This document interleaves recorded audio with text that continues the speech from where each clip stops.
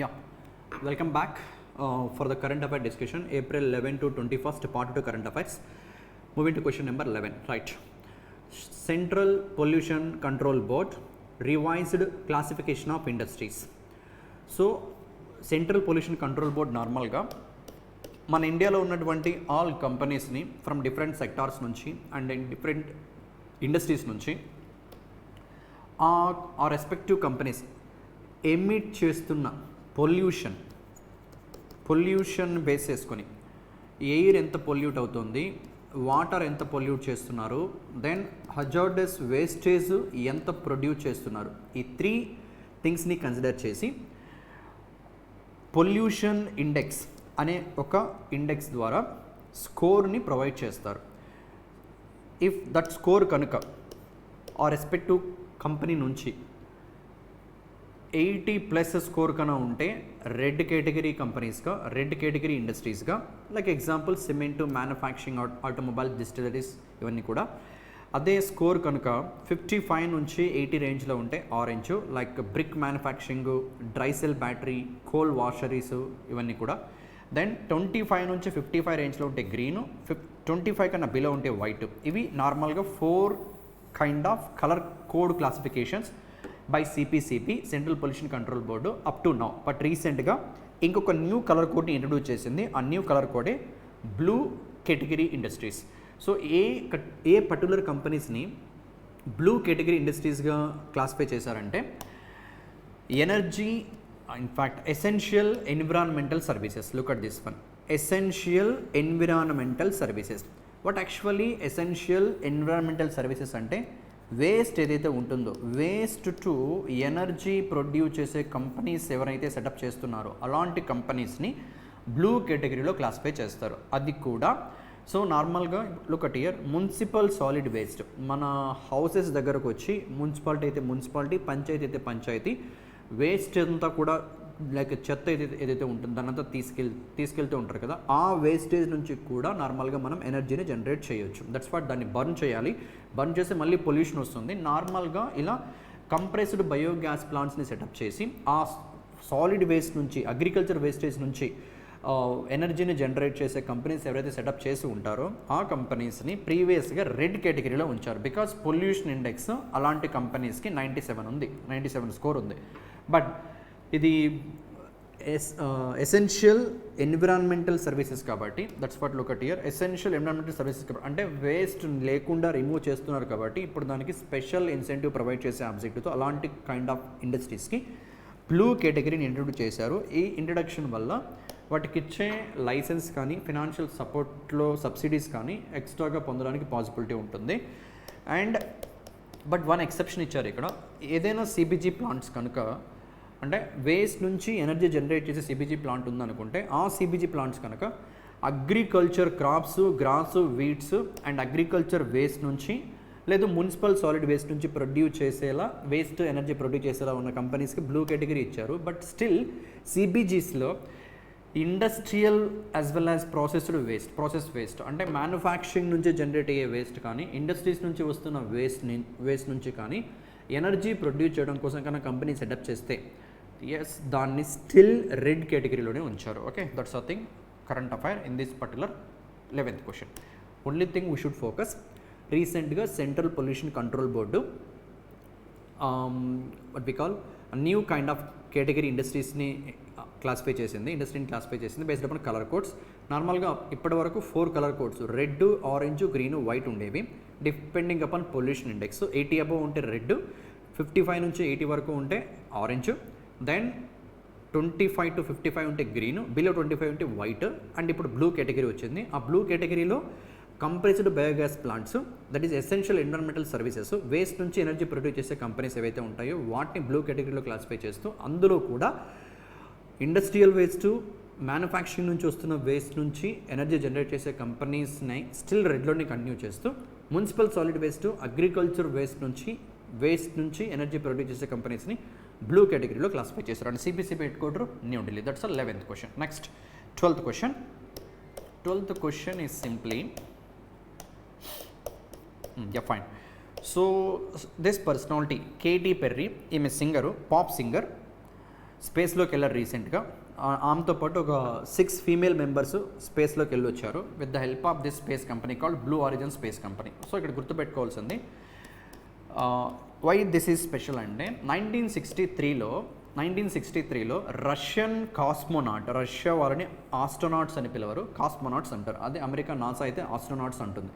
Okay, 1963లో Russian cosmonaut ఈమె వాలెంటీనా తెరిష్కోవా స్పేస్లోకి వెళ్ళినటువంటి first female personality. సోలోగా 3 days స్పేస్లో ఆర్బిట్ చేసి మళ్ళీ సేఫ్గా రిటర్న్ వచ్చినటువంటి పర్సనాలిటీ ఎవరు? Valentina Tereshkova. ఎప్పుడు? 1963లో. ఓన్లీ ఉమెన్ టిల్ నౌ, ఒక పర్టికులర్ స్పేస్ ఫ్లైట్లో ఓన్లీ ఉమెన్ వెళ్ళి వచ్చినటువంటి personality. Now Blue Origin, that is Jeff Bezos found చేసిన స్పేస్ కంపెనీ వాళ్ళ 11th స్పేస్ ఫ్లైట్లో and first all female space flight ద్వారా లారెంజ్ అంటే కేటీ పెర్రీతో పాటు, Katy Perry pop singer, and Lauren Sanchez, Gayle King and Aisha Bowe, Amanda Nguyen and Kerianne Flynn, వీళ్ళు మొత్తం 6 members ఫీమేల్స్ స్పేస్లోకి వెళ్ళి వచ్చారు, అవుటర్ స్పేస్లోకి. అండ్ దీంట్లో this personality that is Lauren Sanchez, Jeff Bezos వైఫే, fiancee. And this personality film producer and NASA scientist, former scientist Aisha Bowe, and civil right activist Amanda Nguyen, and news channel representer Gayle King. And the other important thing is Karman line. ఇది what we call static information అని చెప్పచ్చు. Karman line అంటే ఏంటి అని చెప్పి, edge of space అంటే మన earth surface నుంచి పైకి ఆల్టిట్యూడ్ హైట్ 100 kilometers వరకు, 100 kilometers తర్వాత ఎగ్జాక్ట్గా 100 kilometers దగ్గర ఈ కర్మన్ లైన్ అని చెప్పి క్లాసిఫై చేసి పెట్టారు. అంటే మనం కర్మన్ లైన్ దగ్గరికి వెళ్ళామంటే స్పేస్లోకి వెళ్ళినట్టు లెక్క. Okay, that's what Karman line. Karman line is a conventional definition of the edge of space, అంటే స్పేస్ ఎడ్జ్కి వెళ్ళినట్టు.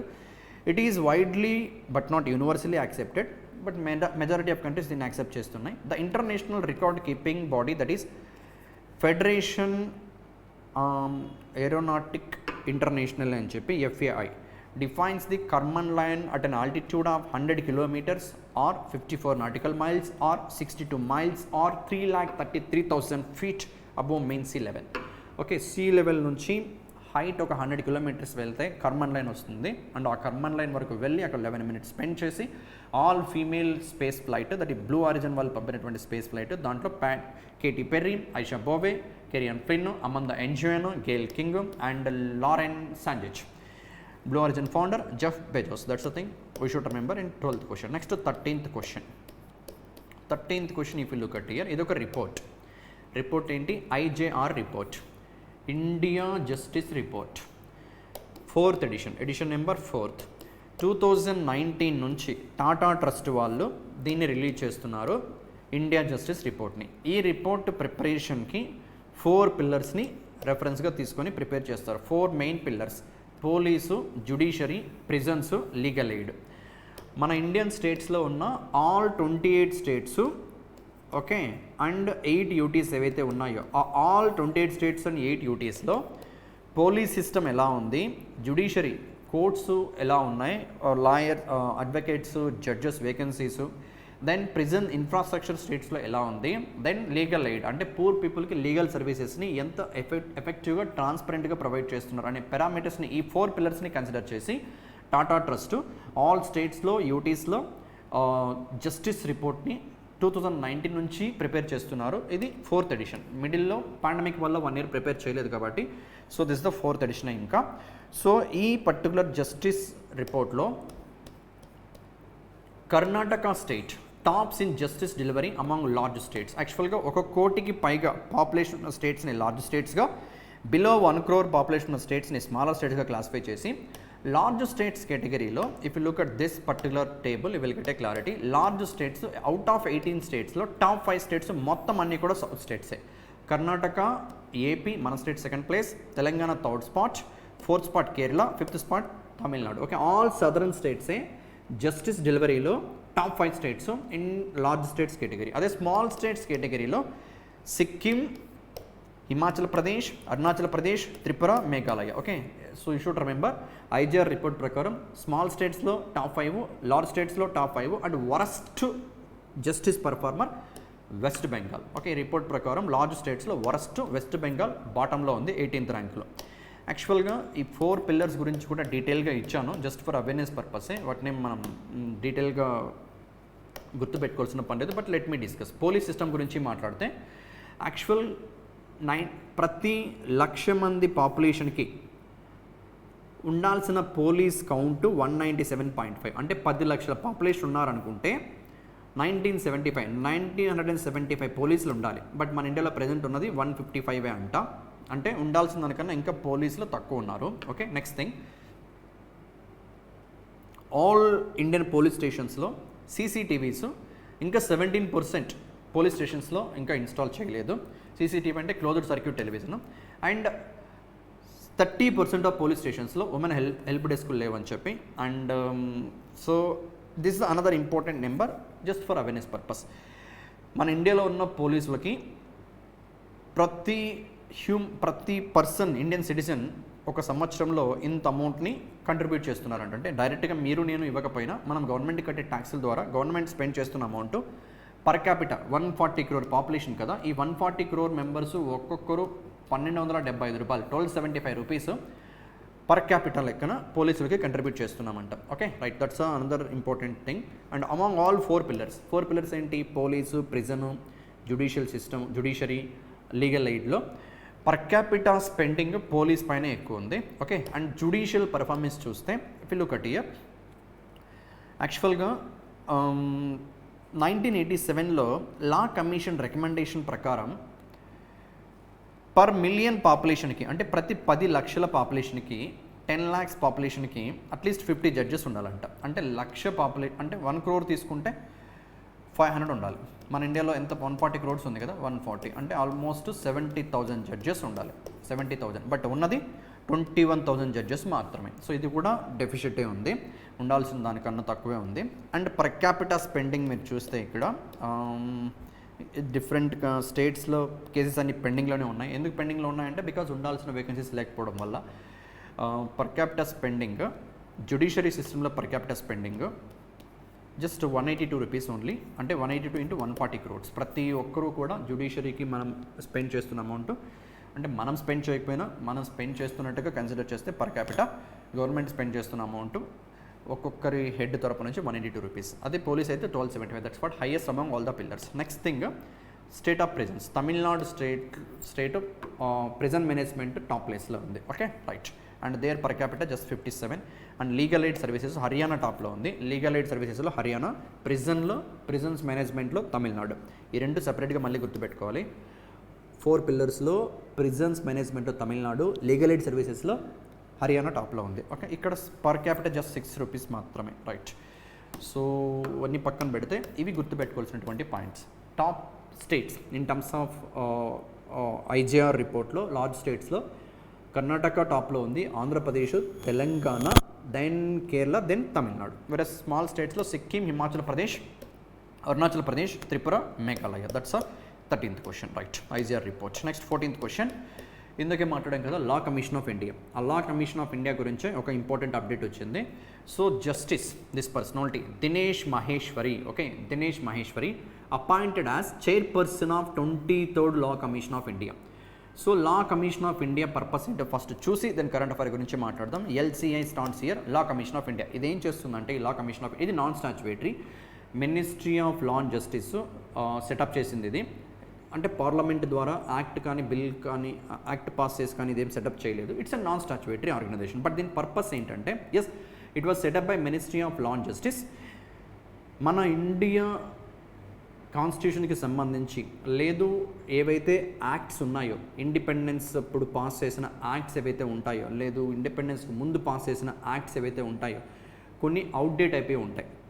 వాటిని ప్రెజెంట్ సొసైటీకి తగ్గట్టుగా అమెండమెంట్స్ అయినా చేయాలి, లేకపోతే రిమూవ్ అన్నా చేయాలి, రిపీల్ అన్నా చేయాలి. ఇలాంటి అవుట్డేటెడ్ లాస్ని స్టడీ చేసి అమెండ్మెంట్స్ కానీ రిపీల్ చేయడం కానీ సజెషన్స్ ప్రొవైడ్ చేసే కమిషనే law commission of India. Okay, I hope you understood what is the purpose behind Law Commission of India.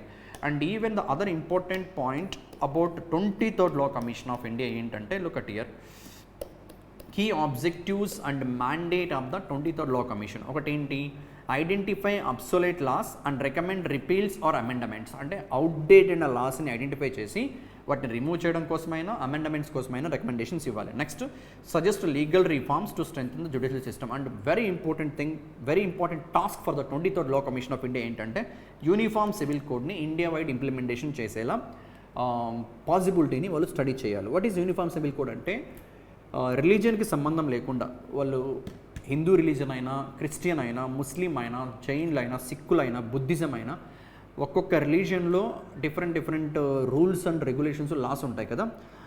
Like ఇప్పుడు ముస్లిం గురించి మాట్లాడితే, ప్రీవియస్లీ తలాక్ అని చెప్పి ముస్లిం హస్బెండ్ కన్నా వైఫ్కి 3 times చెప్తే డైవర్స్ అయిపోయినట్టు. అదే హిందూ కమ్యూనిటీలో, హిందూ రిలీజియన్లో డైవర్స్ తీసుకోవాలంటే కోర్టును అప్రోచ్ అవ్వాలి. ఇలా ఒక్కొక్క రిలీజియన్లో ఒక్కలా ఉంది. అలా లేకుండా ఆల్ రిలీజియన్స్కి, ఆల్ ఇండియన్ సిటిజన్స్కి ఒకేలాంటి లాస్ అప్లికబుల్ అయ్యేలా చేయడమే యూనిఫామ్ సివిల్ కోడ్ అంటే. ఓకే, సో దాంట్ యూనిఫామ్ సివిల్ కోడ్ని ఇంప్లిమెంటేషన్ చేయడం major role. And first of all law commission of India 3 years tenure ఉంటుంది. అండ్ ప్రజెంట్ మనం 23rd Law Commissionలో ఉన్నాం. 23rd Law Commission of India, దీని tenure September 1st, 2024 నుంచి August 31st, 2027 వరకు. If you look at this here, 23rd Law Commission tenure 31st August 2027 వరకు. First of all law commission of India purpose ఏంటో clarity వస్తే then will come across current affair. Law commission of India present 23rd Law Commission 1st September 2024 నుంచి 31st August 2027 వరకు 23rd Law Commission.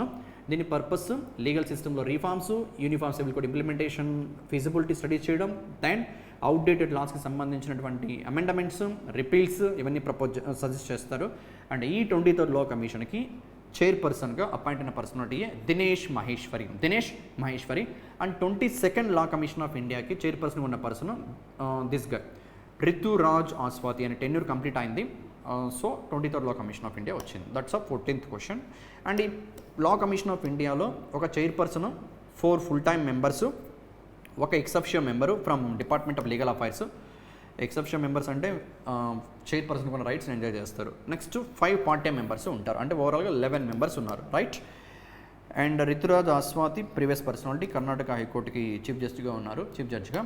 And the other thing, Dinesh మహేశ్వరితో పాటు full-time members మొత్తం 4 full-time members అన్నాం కదా, 2 కొత్తగా అపాయింట్ అయ్యారు. వాళ్ళిద్దరు DP వర్మ ఒకరు, హితేష్ జైన్ ఒకరు. Okay, that's a 14th question. గుర్తుపెట్టుకోవాల్సినటువంటి information 14th క్వశ్చన్లో appointment Dinesh Maheshwari 23rd Law Commission of Indiaకి chairperson. 23rd Law Commission of India tenure 1st September 2024 నుంచి 31st August 2027 వరకు. అండ్ ఇప్పుడు అపాయింట్ అయినటువంటి personality this guy Dinesh Maheshwari. 22nd Law Commission Rituraj Awasthi chairperson. And present appoint అయిన full-time members Hitesh Jain, DP Varma. And that's a 14th question. Next ముందు question number 15th one, right. 15th question very simple and straight forward question. ఒక state government, that is Madhya Pradesh state government, ఆ స్టేట్లో new wild life శాంక్చురీని declare చేసింది. Okay, new wild life sanctuary as per wild life protection act 1972, sorry not 92, it's wild life protection act 1972. ఈ act base చేసుకొని BR Ambedkar birth anniversary 134th birth anniversary base చేసుకొని ఆ స్టేట్లో ఒక ఫారెస్ట్కి doctor Ambedkar, that is Bhimrao Ambedkar Abhayaran అని పేరు పెట్టింది. ఇది ఆ స్టేట్లో 25th wild life sanctuary. Okay, ఏ స్టేట్ అంటే మధ్యప్రదేశ్. అంటే మధ్యప్రదేశ్ని టైగర్ స్టేట్ ఆఫ్ ఇండియా అని కూడా పిలుస్తారు. ఓకే, మన ఇండియన్ స్టేట్స్ అండ్ యూటీస్లో highest number of wild life sanctuaries ఉన్నటువంటి యూటీ కూడా అండమాన్ అండ్ నికోబార్ 97 ఉన్నాయి. That's a 15 simple straight forward question. So what's a state? Madhya Pradesh. Why it is in news? కొత్త వైల్డ్ లైఫ్ శాంక్చురీ అనౌన్స్ చేశారు, 25th one. And a name అంటే doctor Bhimrao Ambedkar Abhayaran, Sagar district మధ్యప్రదేశ్లో. And మధ్యప్రదేశ్ని tiger state of India అంటారు. And on the occasion of 134th birth anniversary of BR Ambedkar ఈ announcement చేయడం జరిగింది. And UT with the highest number of wild life sanctuaries ఏది అంటే Andaman and Nicobar 97 ఉన్నాయి. దట్స్ ఆ 15th question. Next 16th question. మన India FY25లో, ఇప్పుడు మనం FY26లో ఉన్నాం, FY25 కంప్లీట్ అయింది. క్యూములేటివ్ ఎక్స్పోర్ట్స్ అంటే మర్కంటైజ్ అంటే ఇవి గూడ్స్, ఫిజికల్ షేప్. ఇప్పుడు ఈ స్టైలస్ ఉంది, ఈ stylus what we call merchandise కిందకి వస్తుంది. ఓకే, ఫిజికల్ షేప్ ఉంది కాబట్టి.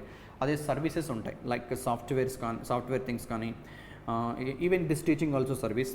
నెక్స్ట్ ఇంకా చెప్పాలంటే లైక్ టెలికమ్యూనికేషన్, ఇవన్నీ కూడా part of health care services, ఇవన్నీ కూడా part of services. Okay, so merchandise exports, service industry నుంచి ఎక్స్పోర్ట్స్ FY25లో $820 billion.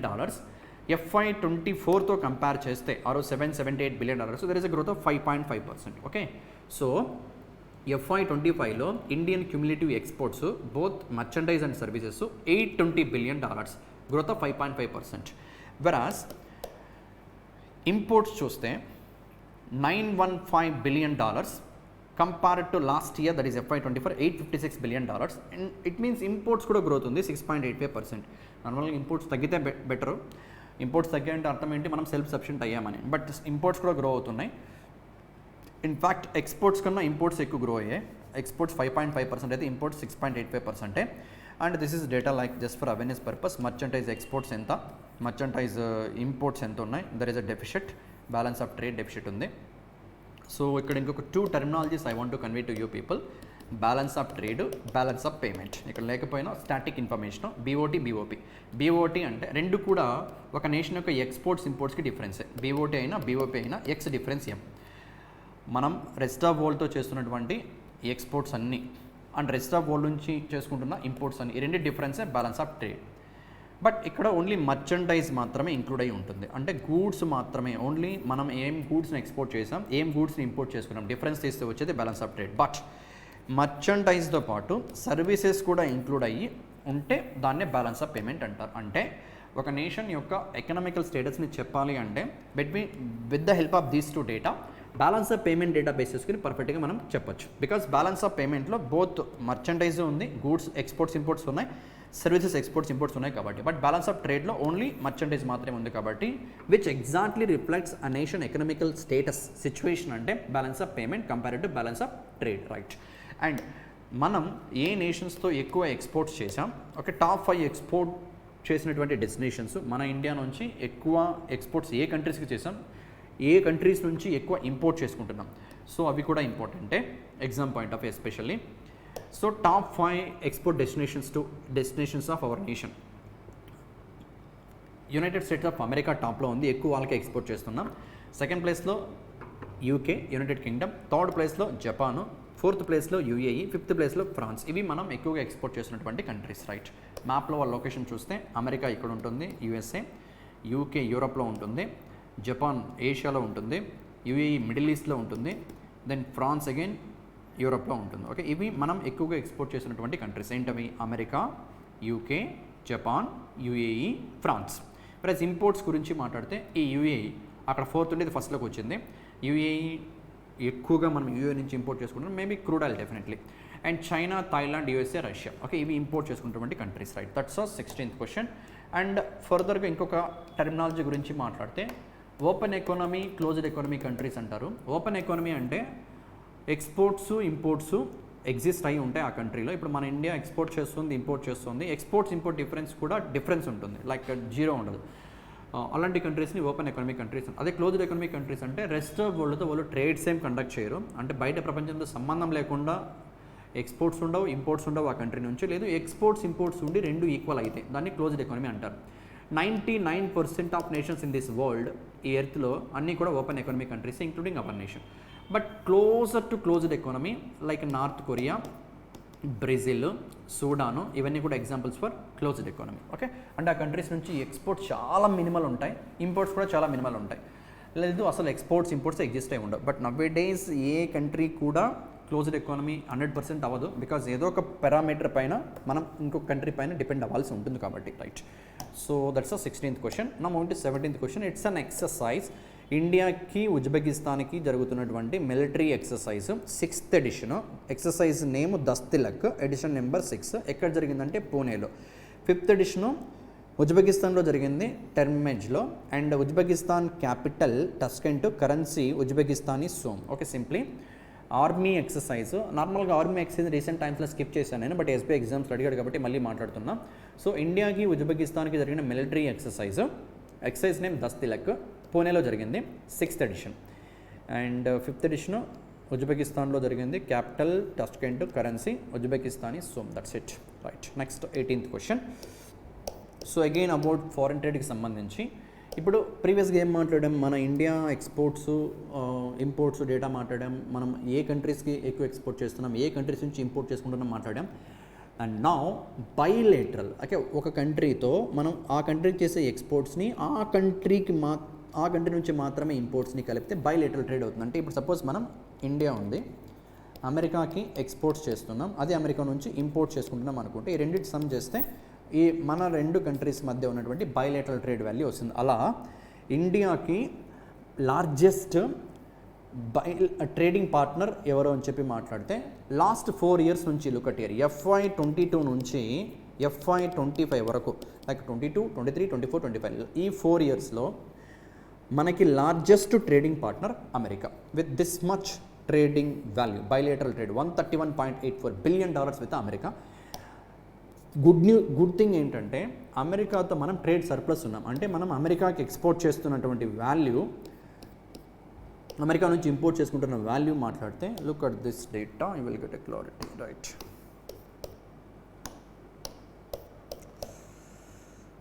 Okay, 18th question. Right. Look at this one. Exports to America $86 billion. ఓకే, imports from America $45 billion. అంటే మన ఎక్స్పోర్ట్సే ఎక్కువ ఉన్నాయి అమెరికా కంటే, ట్రేడ్ సర్ప్లస్ మెయింటైన్ చేస్తున్నాం. ఎక్స్ డిఫరెన్స్ ఏమో అమెరికాతో సర్ప్లస్గా ఉంది. That's a welcome thing.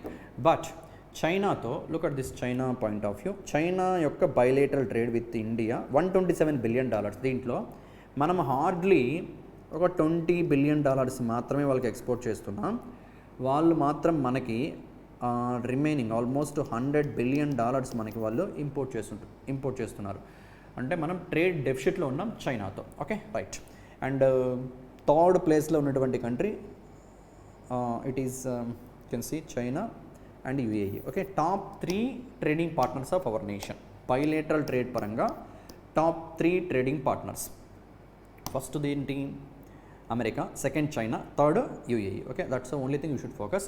And bilateral trade ఇది ఓన్లీ దిస్ నెంబర్ ఇక్కడ $131 billion ఉంది కదా ఇండియాకి అమెరికాకి. దిస్ ఈజ్ ఓన్లీ మర్చెంటైజ్, అంటే గూడ్స్ మాత్రమే. అదే సర్వీసెస్ని కూడా ఇంక్లూడ్ చేస్తే అమెరికాతో మనం $191 billion బైలేటరల్ ట్రేడ్ పర్ఫామ్ చేసాం FY25లో. టార్గెట్ ఏంటంటే this is again important, 2030 complete అయ్యేసరికి ఇండియాకి అమెరికాకి మధ్య bilateral trade both merchandise and services at least $500 billion మార్కును టచ్ అవ్వాలని చెప్పి target. Nothing but like $0.5 trillion ఈ నెంబర్ని టచ్ అవ్వాలని చెప్పి టార్గెట్. ఇక్కడ గుర్తుపెట్టుకోవాల్సినటువంటి థింగ్స్, ఇండియాకి బైలేటరల్ ట్రేడ్ పరంగా largest trading partners America, China, UAE. Then అమెరికాతో 2030 కల్లా బైలేటరల్ ట్రేడ్ని $500 billion, that is $0.5 trillion or $500 billion, because $1000 billion nothing but $1 trillion. And ఇక్కడ $500 billion కాబట్టి $0.5 trillion అచీవ్ అవ్వడమే target. Right, that's it. And A ministry of commerce and industry. Next 19th question. ఇదేంటంటే వరల్డ్లోనే 2024 complete అయింది కదా, 24లో busiest airports, అంటే వాళ్ళు ప్యాసింజర్స్కి provide చేసిన service base చేసుకొని ఎంతమంది ప్యాసింజర్స్ దట్ ఎయిర్పోర్ట్ ద్వారా ట్రావెల్ చేశారనేది డేటాను బేస్ చేసుకొని ఎయిర్పోర్ట్స్ కౌన్సిల్ ఇంటర్నేషనల్ ఇది కెనడా మాంట్రీలో ఉంటుంది. కెనడా మాంట్రీలో వీళ్ళు రిలీజ్ చేసిన డేటా ప్రకారం వరల్డ్లోనే టాప్ 10 బిజియెస్ట్ ఎయిర్పోర్ట్స్లో మన ఢిల్లీ కూడా one of the top 10 busiest airport with this many passengers in 2024. 7.7 కోట్లు లేదా 77 million ప్యాసింజర్స్తో with an increase of 7.8% compared to 2023. But even pandemic ముందు కంపేర్ చేస్తే 2019తో కంపేర్ చేస్తే 13.6% గ్రోత్తో okay Indira Gandhi international airport, that is Delhi airport 9th busiest airport in the world. But first ప్లేస్లో Atlanta airport ఉంది. Okay, they provided services for nearly 10 crore passengers అమెరికాలో ఉండి. Look at this table, will get a full clarity. Right, first ప్లేస్లో Atlanta Hartsfield Jackson international airport America, this many passengers travel చేశారు 10 కోట్లకు పైగా. Second ప్లేస్లో Dubai international airport almost 9 కోట్లు. Whereas third ప్లేస్లో Dallas Fort ఇది ఫ్రమ్ అమెరికా అగైన్ 8.7 కోట్లు 8.7 crores. And 9th ప్లేస్లో Delhi international airport okay 7.7 crores. And one more thing, world పాపులేషనే 830 crores ఉన్నారు. వరల్డ్ పాపులేషన్ ప్రెసెంట్ అయితే ఆల్మోస్ట్ అప్రాక్సిమేట్ నెంబర్ 2025 డేటా ప్రకారం 830 crores. మన ఇండియా 140 crore పాపులేషన్ ఉంది, రైట్. అండ్ 2024లో ఫ్లైట్స్ ద్వారా ట్రావెల్ చేసిన పీపుల్ 950 crores. అంటే ఒకరే మల్టిపుల్ టైమ్స్ ట్రావెల్ చేసింటారు కదా, అలా అందరినీ ఓన్లీ ఇక్కడ ఒక ప్యాసింజర్ ఒకసారి వెళ్ళారంటే అదొక కౌంట్ కిందకి వస్తుంది, మళ్ళీ అదే ప్యాసింజర్ వెళ్తే సెకండ్ కౌంట్ కిందకి వస్తుంది. అలా 950 crores ప్యాసింజర్స్ 2024లో ట్రావెల్ చేశారంట. అదే మన ఇండియా పాయింట్ ఆఫ్ వ్యూలో చూస్తే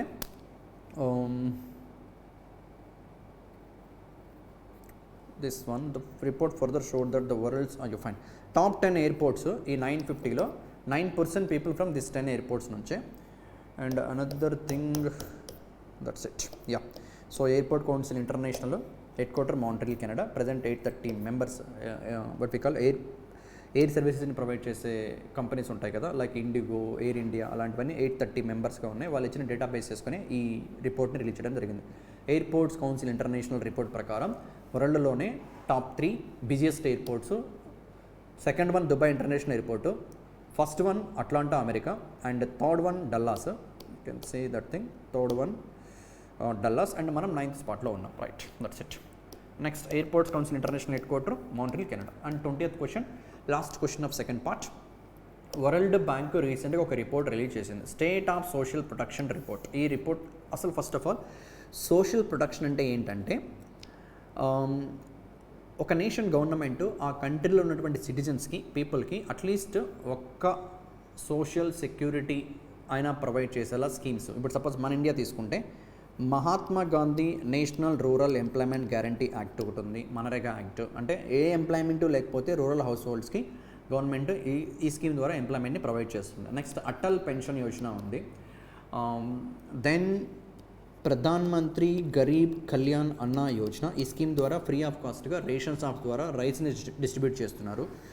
సో అండ్ ప్రధాన్ మంత్రి ఆయుష్మాన్ భారత్ జన్ ఆరోగ్య యోజన. ఈ స్కీమ్ ద్వారా టెరిషరీ ట్రీట్మెంట్ అంటే లైక్ ఏదైనా సర్జరీస్ చేయాల్సి వస్తే ఒక్కొక్క ఫ్యామిలీకి 5 lakhs వరకు హెల్త్ ఇన్సూరెన్స్ని గవర్నమెంట్ ప్రొవైడ్ చేస్తుంది. Not for primary, not for secondary treatments. Primary treatment ఏంటి, లైక్ కఫ్కి, కోల్డ్కి, హెడ్ఏక్కి, ఫీవర్కి, ఇలాంటి వాటికి హాస్పిటల్స్కి వెళ్తే అదంతా కూడా comes under primary treatment.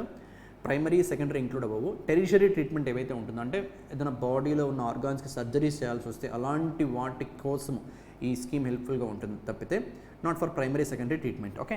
So ఇలా వరల్డ్లో ఉన్నటువంటి కంట్రీస్ ఆ రెస్పెక్టివ్ గవర్నమెంట్స్ వాళ్ళ పీపుల్కి ప్రొవైడ్ చేస్తున్న సోషల్ ప్రొటెక్షన్ స్కీమ్స్ని బేస్ చేసుకొని రిలీజ్ చేసిన రిపోర్టే state of social protection report. ఈ రిపోర్ట్ ప్రకారం వరల్డ్లో మొత్తం ఉన్న 8.3 బిలియన్ పీపుల్లో 2 బిలియన్ పీపుల్, అంటే 200 కోట్ల మంది, అంటే 1/4 of population of world, 25% of population of world, that to especially in లో ఇన్కమ్ కంట్రీస్, మిడిల్ ఇన్కమ్ కంట్రీస్లో స్టిల్ ఇప్పటికీ కూడా still lakh advocate social coverage, ఎటువంటి కవరేజ్ లేకుండా ఉన్నారని చెప్పి వరల్డ్ బ్యాంక్ రిలీజ్ చేసిన రిపోర్ట్ ప్రకారం. సో ఎగ్జామ్లో state of social protection report ప్రకారం లో ఇన్కమ్ కంట్రీస్ నుంచి, మిడిల్ ఇన్కమ్ కంట్రీస్ నుంచి 2 బిలియన్ పైగా పీపుల్కి ఎటువంటి సోషల్ ప్రొటెక్షన్ స్కీమో లేదు. And this report released by ఎవరు అని చెప్పి అడుగుతాడు, world bank, right. And some other data చూస్తే వరల్డ్ బ్యాంక్ ఒక్కొక్క కంట్రీని లో ఇన్కమ్ కంట్రీగా, లో మిడిల్ ఇన్కమ్ కంట్రీగా, అప్పర్ మిడిల్ ఇన్కమ్ కంట్రీస్గా, హై ఇన్కమ్ కంట్రీస్గా ఎలా క్లాసిఫై చేస్తుందంటే ఆ కంట్రీ యొక్క gross national income divided by population వేస్తే పర్ క్యాపిటల్ ఇన్కమ్ వస్తుంది, పర్ క్యాపిటల్ ఇన్కమ్. అండ్ మన India per capital income around $2,300 ఉంది. వెరాస్ వరల్డ్ బ్యాంక్ ఎలా క్లాసిఫై చేస్తుందని చెప్పాము ఇందాక, like look at here. A country యొక్క పర్ క్యాపిటల్ ఇన్కమ్ $1,145 కానీ లేదు బిలో దట్ ఉంటే లో ఇన్కమ్ కంట్రీ. మంది $2,300 ఉంది. సి ఒక ఫ్యామిలీలో 5 పీపుల్ ఉన్నారు, ఫాదర్, మదర్, 3 చిల్డ్రన్స్ అనుకుందాం. Father 10 lakhs annual income earn చేస్తున్నారు అనుకుంటే ఆ ఫ్యామిలీ యొక్క పర్ క్యాపిటల్ ఇన్కమ్ క్యాలిక్యులేట్ చేయాలంటే ఎలా? ఆ ఫ్యామిలీకి ఇన్కమ్ ఓన్లీ ఒకరు అర్న్ చేస్తున్నారు, ఎవరు? ఫాదర్. మదర్ హౌస్ వైఫ్, పిల్లలు ఇంకా చదువుతున్నారు అనుకుందాం.